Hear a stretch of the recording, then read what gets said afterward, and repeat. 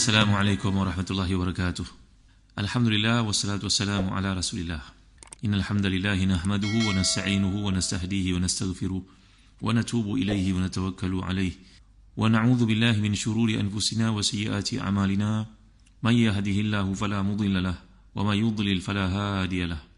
Allahumma salli wa sallim wa barik ala Muhammad wa ala ali Muhammad kama sallaita wa sallamta wa barakta ala Ibrahim wa ala ali Ibrahim fil alamin innaka Hamidum Majid.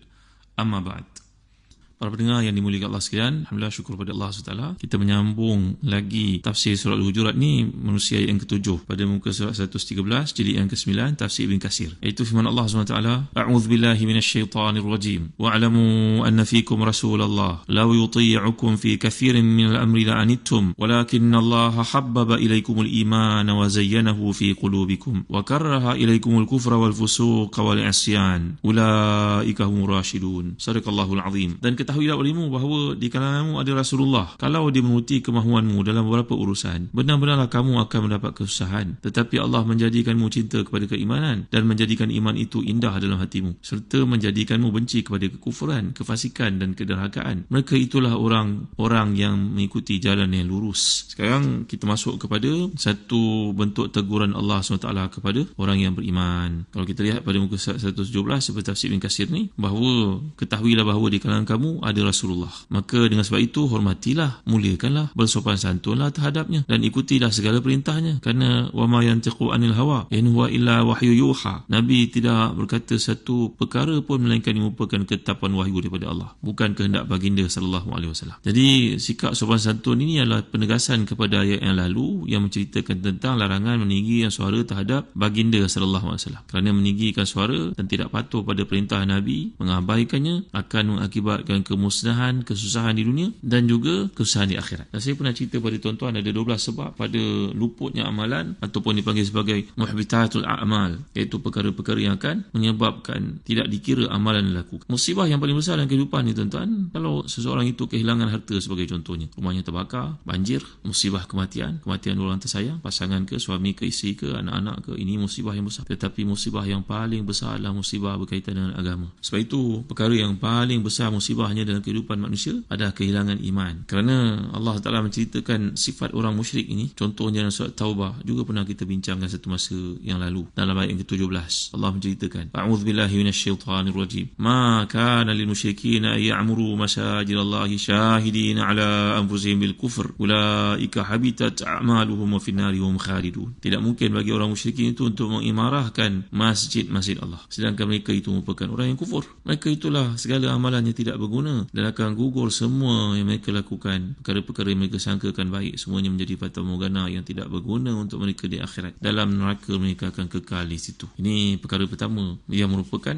sebab gugurnya amalan. Juga kita dapat lihat dalam surah Al-Baqarah ayat ke-217. A'udzubillahi minasyaitanir rajim. Wa may yartadid minkum an dinihi fayamut wa huwa kafir fa ulaika habitat a'maluhum fid dunya wal akhirah wa ulaika ashabun nar hum fiha khalidun. Orang yang murtad daripada agamanya mati dalam keadaan kafir, segala kebaikan yang tidak dikira oleh Allah, mereka itulah penghuni neraka yang kekal dalamnya. Lagi tuan-tuan, perkara yang menyebabkan gugurnya amalan ni kita ingatkan dalam konteks tafsir Mardu'i di sini. Jangan kita baca, kita ingat setakat itu. Generasi para sahabat ditegur oleh Allah kerana suara mereka tinggikan atas suara Rasulullah, seolah-olah tak ada kait-mengait dengan kita. Sebenarnya ada perkara-perkara yang juga dilakukan pada hari ini akan menyebabkan bergugurannya amalan dilakukan itu tak dikira oleh Allah SWT. Walaupun adalah perbincangan oleh para ulama ni yang telah saya sebutkan kepada tuan-tuan, bahawa dalil ana as-sayyi'at tuhbit qadran minal hasanat. Sebenarnya yang dimaksudkan dengan ihbat al-amal di sini mungkin maksud sebahagian yang tidak dikira oleh Allah. Tak dapat full mark lah dekat situ, tak dapat markah penuh. Kalau masih lagi A+ ataupun A solid, tak mengapalah. Tapi bimbang kalau dapat fail terus kat situ, sebahagian yang diterima, yang ditolak oleh Allah SWT. Perkara kedua yang menyebabkan dipanggil muhbitat al-amal ni adalah asyirkul khafi, iaitulah riya. Syirkul khafi ni makna syirik yang tersembunyi, namanya riya. Seperti satu riwayat oleh Imam Ahmad bahawa Nabi SAW SAW telah pun bersabda, inna akhwaf ma akhafu alaikum asyirku al-asghar. Perkara yang paling aku takuti terhadap kamu ni merupakan syirkul asghar, syirik yang kecil. Mereka bertanya, wa ma syirkul asghar ya Rasulullah? Apakah syirik yang kecil itu wahai Rasulullah? SAW jawab, riya. Besok di akhirat Allah akan berkata kepada pelaku perbuatan riya ini, yaqulullahu azza wa jal yaumal qiyamah idza jazan nasa bi amalihim izhabu ila alladhina kuntum turauna fid dunya fanzuru hal tajiduna indahum jazaa. Nanti ke akhirat Allah akan berfirman kepada manusia malang ini yang kehidupan dunianya sentiasa diseraputi oleh rasa nak menunjuk kepada manusia dalam bab ibadah. Pergilah kamu kepada mereka yang dulu kamu lakukan dekat dunia, segala perkara ini kamu harapkan habuan daripada mereka. Pergi kamu kepada mereka. Begitu juga dalam Musnad Ahmad,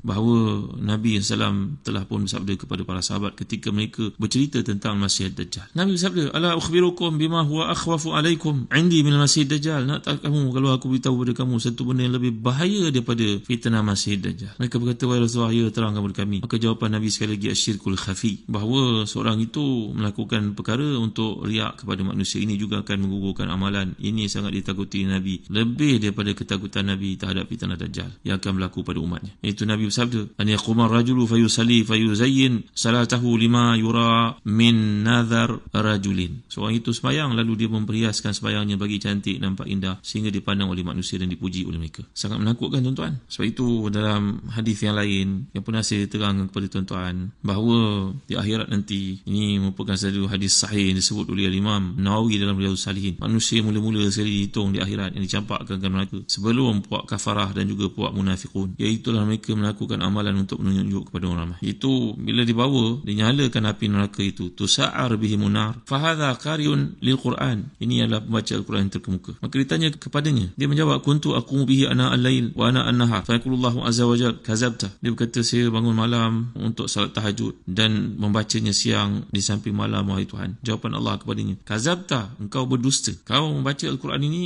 supaya dipanggil fulanan qari. Orang ini merupakan inna fulanan qari. Ini seorang pembaca Al-Quran terkemuka yang paling faham pada kitabullah, maka dicampak dia ke neraka. Yang kedua, wa hadha mutasaddiqun yaqulu kuntu asilur rahima wa tasaddaq. Kata orang yang banyak nafkahnya ini, ya Allah, dahulu kat dunia aku banyak sedekah untuk menyambung silaturahimku dan membantu orang susah. Maka lagi sekali Allah menjawab kepadanya, kazabta wa taqul lahul malaika kazabta. Allah berfirman kepadanya, engkau dusta. Malaikat pun menyambutnya mengatakan, kau dusta. Bal aratta an yuqal fulanun jawad. Kamu melakukannya supaya dipanggil di sisi manusia orang tu merupakan dermawan, hartawan, dermawan. Faqad qila dhalik, telah dikatakan semikian. Maka dia pun dicampak ke dalam neraka. Datang yang ketiga, umirtu bil jihad fi sabilika faqataltu hatta qutilt fa yaqulullahu azza wa jal kazabta wa taqul lahul malaika kazabta. Ni si malang yang ketiga ni, bahawa dia berjihad di jalan Allah SWT dengan bersungguh-sungguh. Dia menjawab di sisi Allah, dia buat kerana nak nampakkan, dia buat kerana memenuhi perintah Allah SWT atas perintah jihad. Jawapan Allah kepada dia, tidak, engkau bohong. Engkau buat ini supaya dilihat manusia sebagai pemberani, bukan kerana aku. Maka dia dicampakkan neraka.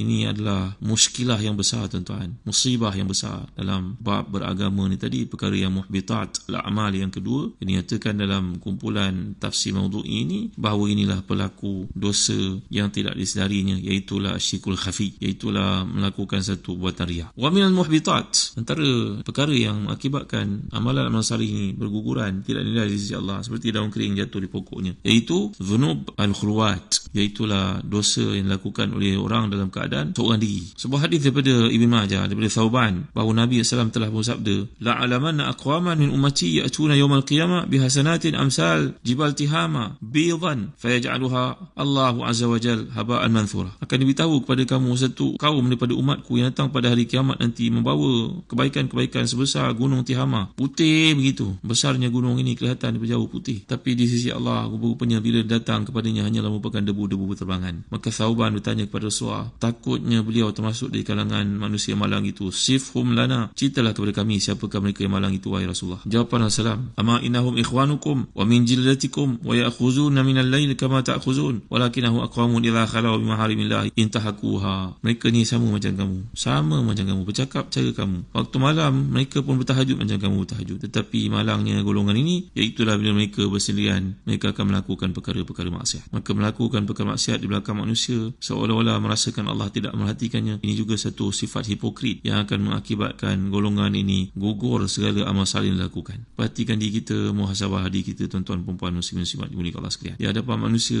pijak semut pun tak mati. Mungkin tafsiran dikemukakan begitu tepat oleh orang Melayu, tapi bila berseorangan maka bagai maksiat dilakukan dengan alasan, dengan perasaan, tak ada orang merhatikannya. Jangan jadi seperti ada sebahagian orang Arab, bukan semua, datang ke kawasan ini, daerah ini, maka segala pakaian yang menjadi adat budaya mereka, negara mereka habis terlucut semuanya. Kalau negara mereka semua memakai purdah, memakai menutup aurat begitu sekali, hitam, selalu hitam, tapi sampai di wilayah ini, daerah ini, habis semua tanggal. Seolah-olah Allah Ta'ala itu hanya ada di negara mereka saja. Maka inilah perkara ketiga yang mengakibatkan ihbat al-amal di sisi Allah Ta'ala. Saya akan bawa kepada tuan-tuan lagi 9 sampai kepada penghujung surah ni nanti. Kita bawa sikit-sikit tuan-tuan dimuliakan Allah sekalian, ya. Jadi merujuk kepada ayat ini menceritakan tentang peringatan Allah kepada umat Islam, kepada generasi umat Islam yang awal, para sahabat ni tadi, supaya menghormati Rasulullah sallallahu alaihi wasallam. Jangan mendahului Nabi, muliakan baginda, tunduklah kepada perintah baginda, sebab baginda lebih mengetahui tentang berbagai perkara yang mendatangkan kemaslahatan, masalih untuk kamu. Jangan kamu mengatakan satu yang batil, jangan kamu tergesa-gesa menetapkan satu hukuman terhadap seseorang tanpa ada penyelidikan, tanpa membuat verifikasi ni tadi. Seandainya Rasulullah menuruti segala berita yang kamu sampaikan, sedangkan pandangan-pandangan itu kurang tepat, memenuhi permintaan kamu yang ramai ini, semua ada permintaannya sendiri. Ini juga mengajar kita satu kualiti kepimpinan, bahawa pemimpin ini mesti menyaring maklumat yang sampai kepadanya. Bukan dia bertindak membabi buta, mendapat maklumat ini betul, itu betul, akhirnya mana yang betul? Semuanya betul. Maka perlulah dia mempunyai sifat berhati-hati ini tadi, al-hazar ini tadi, tabayyun ini tadi, tathabbut yang telah kita pelajari, perbezaan kiraat merujuk kepada maksud yang besar, iaitu sesuatu kandungan berita itu mesti dipastikan. Jadi baginda SAW tidak dapat menuruti segala ketetapan kamu, permintaan kamu, melainkan bila perkara itu benar-benar jelas. Baginda tidak gelabah nak menunaikan segala permintaan kamu sebelum baginda melihat dengan cermat dan teliti terhadap maklumat yang sampai itu. Muslim-muslimat yang dimuliakan Allah sekalian, di sini Allah menggunakan lau yuti'ukum, bukannya lau ata'akum. Perhatikan di sudut penyebutan di sini, ya. Wa'lamu anna fikum Rasulullah lau yuti'ukum fi kathirin minal amr la'anittum. Maka penggunaan fi'il yang bersifat mudhari', fungsinya adalah untuk memberikan pengertian bahawa baginda ni sifatnya sentiasa melakukan satu penyelidikan dengan teliti, dengan bijaksana berita yang sampai kepada baginda. Mungkin satu action itu